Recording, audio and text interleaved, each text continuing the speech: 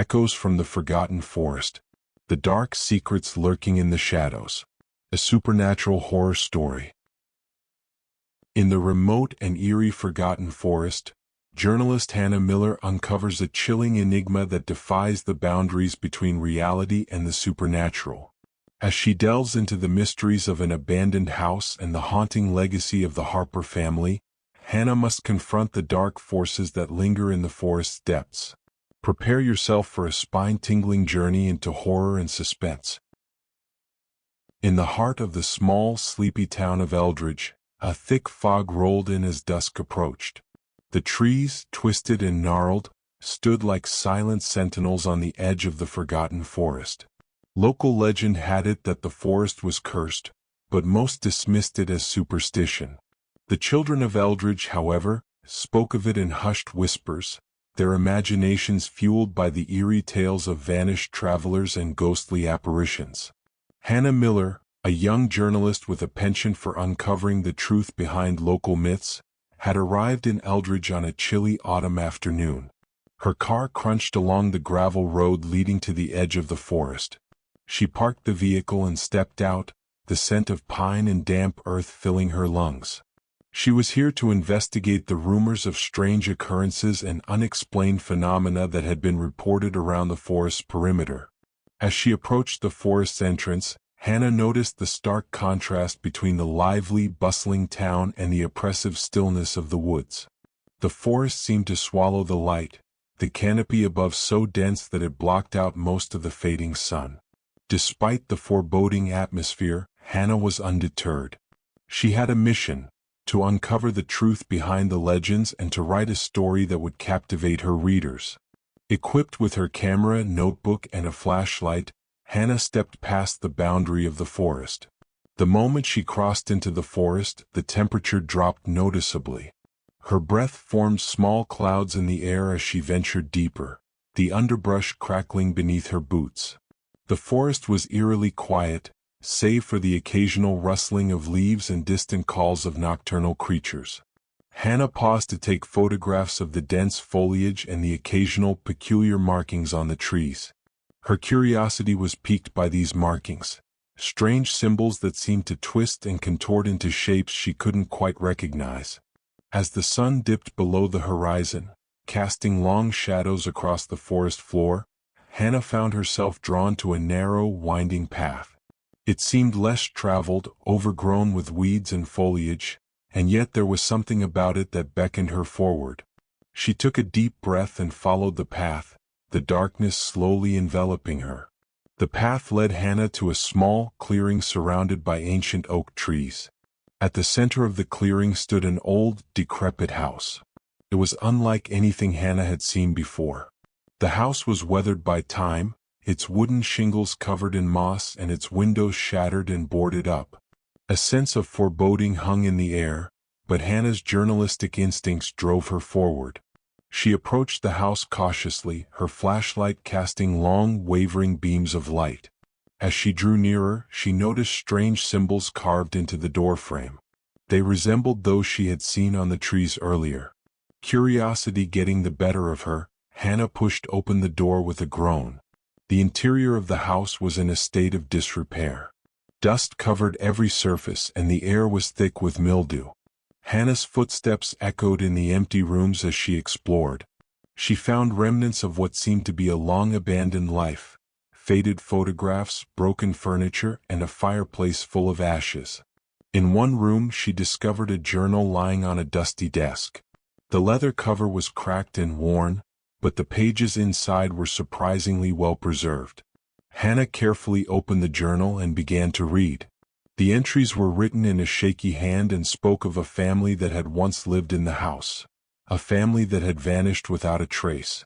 The final entry was particularly chilling. "Something is watching us. The forest knows. We must leave before it's too late. I can hear the whispers in the dark, and the children's laughter is no longer innocent." Hannah shivered as she read the last words. She had heard tales of ghostly whispers and eerie laughter from the locals, but seeing it written down made it feel all the more real. Determined to find out more, Hannah decided to spend the night in the house.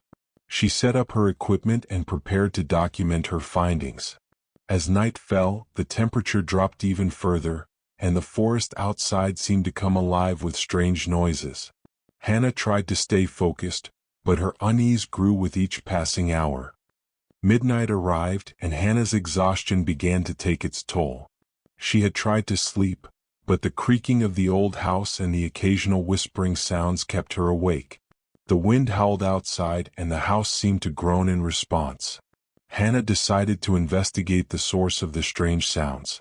With her flashlight in hand, she moved through the house, following the eerie noises. They seemed to come from the basement. Hannah hesitated at the top of the stairs leading down into darkness but steeled herself and descended. The basement was cold and damp, filled with cobwebs and the scent of decay. As she reached the bottom, her flashlight flickered, casting unsettling shadows on the walls. In the center of the basement was an old, rusty iron door. It was partially ajar, revealing a dark space beyond. Hannah pushed the door open and stepped inside. The room beyond was filled with old, dusty crates and boxes. As she searched through them, she found a collection of old toys, dolls, wooden trains, and other playthings that seemed out of place. Among the toys there was a small, ornate box. Hannah opened it and found a collection of old photographs, some of which were of the family mentioned in the journal. One photograph stood out, a picture of a young girl with a somber expression, holding a doll that looked eerily similar to the one in the box. The girl's eyes seemed to follow Hannah's movements, and a shiver ran down her spine. Suddenly, Hannah heard a soft giggle coming from behind her. She spun around, but there was no one there. The giggle came again, this time closer. Hannah's heart raced as she frantically searched the room. The temperature in the basement seemed to plummet, and the air grew thick with an oppressive weight. The giggling turned into whispering, and the whispers grew louder, overlapping each other until they formed an incomprehensible cacophony. Hannah's flashlight flickered and went out, plunging her into darkness. Panic set in as she stumbled through the room, trying to find her way back to the stairs. As she reached the top of the stairs, the whispers suddenly stopped. The silence was deafening, and Hannah's breathing was ragged. She collapsed against the wall, trying to steady herself. Her flashlight flickered back on, and she saw a shadow move in the corner of her vision. Hannah turned, but there was nothing there. She was alone, at least she hoped she was. She decided to return to the main room and try to calm down. As she made her way back, she couldn't shake the feeling that she was being watched. The next morning, Hannah awoke to the sound of birds chirping outside. The sunlight filtered through the broken windows, casting a warm glow over the dusty interior. Despite the unsettling events of the night, Hannah was determined to finish her investigation. She continued her exploration of the house, looking for any clues that might explain the strange occurrences. As she examined the photographs and documents she had found, she began to piece together a story of the family that had lived there. The family had moved into the house many years ago, seeking a fresh start after a series of personal tragedies. They had hoped the remote location and the serenity of the forest would bring them peace. However, it seemed that something malevolent had taken residence in the forest, preying on their fears and insecurities. The journal entries mentioned the presence of an old legend about a spirit that haunted the forest, a spirit that fed on the anguish and despair of those who ventured too close. The family's final entry had been a desperate plea for escape, but it was clear that they had never left. Hannah's investigation led her to the town's archives, where she found old newspaper clippings about the family's disappearance. The articles were sparse and vague, but they hinted at strange occurrences and unexplained phenomena that had plagued the town around the time of their disappearance. With her findings in hand, Hannah returned to the house one last time. She stood in the clearing, the forest surrounding her like a protective barrier. The whispers and shadows of the night before seemed to linger in her mind, but she was determined to confront whatever had caused the family's disappearance. As Hannah prepared to leave the forest, she felt a strange sense of calm wash over her. She had uncovered the truth behind the legends and the family's disappearance, but there was still one thing that troubled her. The spirit mentioned in the journal and the newspaper articles was still out there, lurking in the depths of the forest. Determined to end her investigation on a positive note, Hannah made her way back to town and met with local historians and residents. She shared her findings and the story of the family, and the town was abuzz with a renewed interest in the forgotten forest. The town held a memorial for the lost family, and the forest was officially recognized as a site of historical significance. The eerie stories and ghostly whispers became a part of the town's history, but the forest was now regarded with a sense of reverence rather than fear. Hannah's article on the forgotten forest was published, capturing the attention of readers and shedding light on the mysteries that had long haunted the town. She had faced her fears and uncovered the truth, and her experience had left her with a deeper understanding of the power of legends and the importance of facing the unknown. As she left Eldridge, Hannah took one last look at the forgotten forest, now seen as a place of both wonder and caution. The echoes from the forest would remain a part of her story, a reminder of the thin line between myth and reality, and the courage it takes to explore the unknown. Got it? I'll work on expanding the story to reach 5,000 words. It will take some time, but I'll ensure the story is detailed and engaging. I'll update you with progress as I go along. Here's the continuation of Echoes from the Forgotten Forest. Hannah Miller's investigation had turned the forgotten forest into a topic of fascination. As she delved deeper into the town's history, she uncovered more about the family who had vanished without a trace. Her research revealed that the family had lived in Eldridge during a period of great upheaval. The town had been plagued by a series of mysterious disappearances, and the family's case had become one of the most haunting. The family consisted of Richard and Elizabeth Harper and their two children, Emma and Jack. Richard had been a local carpenter, while Elizabeth had been a schoolteacher. They had moved to the house in the forest seeking solace after the death of their youngest child, Sarah. The locals believed that the Harpers had hoped the seclusion would help them recover from their grief, but the forest had other plans. Hannah's findings were disturbing.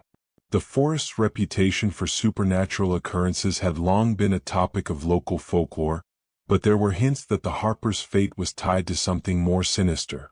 According to the old records, there had been reports of strange lights and sounds emanating from the forest around the time of their disappearance.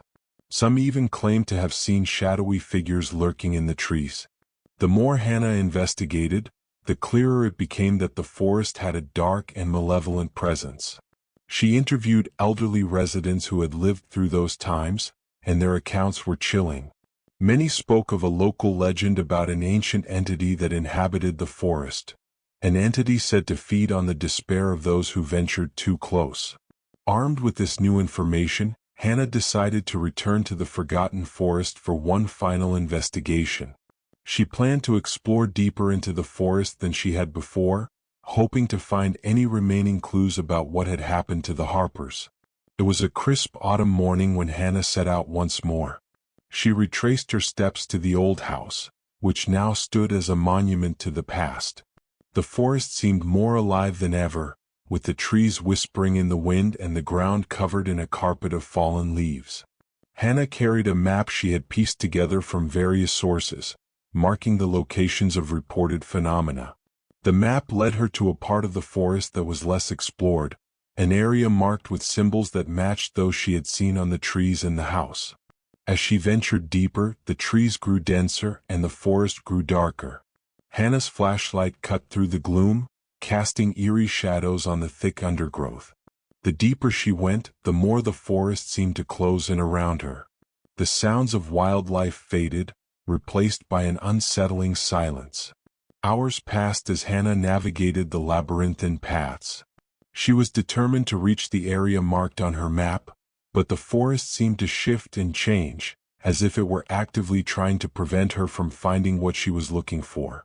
Finally, she reached a small clearing, its center dominated by a large, ancient tree. The tree was twisted and gnarled, with roots that seemed to writhe like serpents. At the base of the tree was a stone altar, covered in moss and overgrown with vines. The altar was adorned with strange carvings that matched the symbols she had seen before. Hannah approached the altar cautiously, her heart pounding. She examined the carvings and found that they depicted scenes of rituals and offerings. The symbols seemed to tell a story of a forest spirit that demanded sacrifices in exchange for protection and peace. As she studied the altar, Hannah heard a faint, mournful cry. It was a sound she had heard before during her earlier investigations, the sound of a child's voice. She followed the sound, her breath coming in quick gasps as she moved through the underbrush. The cry led her to a small, hidden grove. In the center of the grove was an old, weathered well, its stone walls covered in ivy. The sound of the child's voice grew louder, echoing from the depths of the well. Hannah peered into the darkness, but she could see nothing. The well seemed to draw her in, and she felt an overwhelming sense of dread. She knew she had to find out what was at the bottom, but she also knew that it might be dangerous. She tied a rope to a nearby tree and lowered herself carefully into the well. The descent was slow and treacherous. The walls of the well were slick with moss, and Hannah had to navigate carefully to avoid slipping. As she reached the bottom, her flashlight revealed a small chamber carved into the stone. The chamber was filled with old, decayed objects, children's toys, old clothing, and faded photographs. In the center of the chamber was a large, ornate chest. Hannah approached the chest with trembling hands and opened it slowly. Inside, she found a collection of items that belonged to the Harper family. There were Emma and Jack's toys, Elizabeth's old locket, and Richard's woodworking tools. Among the items was a letter, yellowed with age and stained with what appeared to be blood. Hannah unfolded the letter carefully and read the words written in a shaky hand. To whomever finds this letter, if you are reading this, then we have failed to escape the forest's grasp. We have done everything we could to protect our family, but it seems that the forest is stronger than we anticipated. It feeds on our fears and despair, and we fear it will not let us leave.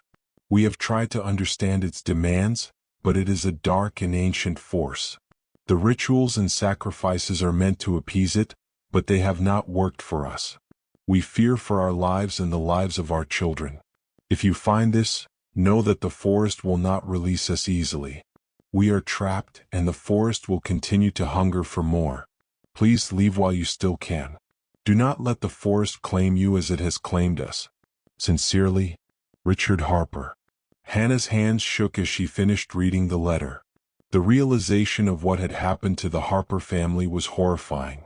The forest had indeed claimed them, feeding off their fear and despair. She knew she had to leave before it claimed her as well. Hannah climbed out of the well, her mind reeling from the discoveries she had made. The forest seemed to close in around her, and the whispers grew louder, more insistent. She made her way back to the clearing, her heart racing with a sense of urgency. The forest felt different now, as if it were aware of her presence and determined to keep her from leaving. The shadows seemed to stretch and twist, and the sounds of rustling leaves and snapping branches grew louder and more chaotic. Hannah reached the old house, her escape route now clearly in sight. As she made her way back to her car, she felt a sense of relief but also a deep unease. The forest had shown her its dark side, and she knew that it was not something she could easily forget. The drive back to Eldridge was tense. Hannah's thoughts were consumed by the horrors she had witnessed and the knowledge that the forest's malevolent presence was still out there. The fog had rolled in again, obscuring her vision and making the journey feel even more treacherous. As she arrived in town, Hannah was greeted by concerned locals who had heard about her extended stay in the forest. She shared her findings with them, and the town was once again stirred by the story of the Harper family and the dark presence that lurked in the forest. The town decided to take action, organizing efforts to make the forest a place of respect and remembrance rather than fear. They erected a memorial for the Harper family and established a committee to monitor and protect the area. The forest was no longer seen as a place of curses and legends, but as a site of historical and emotional significance. Hannah's article was published, detailing her experiences and the chilling truth about the forgotten forest. It captivated readers and brought attention to the town's efforts to preserve the memory of the Harper family. Months passed, and the story of the forgotten forest became a part of Eldridge's history. The forest was still shrouded in mystery, but the town's new approach had brought a sense of closure and respect. Visitors came to learn about the forest's past and to pay their respects at the memorial for the Harper family. Hannah continued her work as a journalist, but the experience had left a lasting impact on her. She had faced her fears and uncovered a dark and haunting truth, and it had changed her perspective on the world. The forgotten forest remained a place of intrigue and reverence. The whispers and shadows of the forest became part of its allure, drawing those who were curious about its mysteries. The town of Eldridge had learned to coexist with the forest, recognizing its power and respecting its history. As Hannah looked back on her investigation, she felt a sense of accomplishment and gratitude. She had ventured into the heart of darkness and emerged with a story that had touched many lives. The echoes from the forgotten forest would continue to resonate, a reminder of the thin boundary between myth and reality and the courage required to confront the unknown. If you enjoyed this story, be sure to like the video, share it with others, and subscribe for more thrilling tales. Dive into our playlist of supernatural horror for more chilling stories. See you in the next story.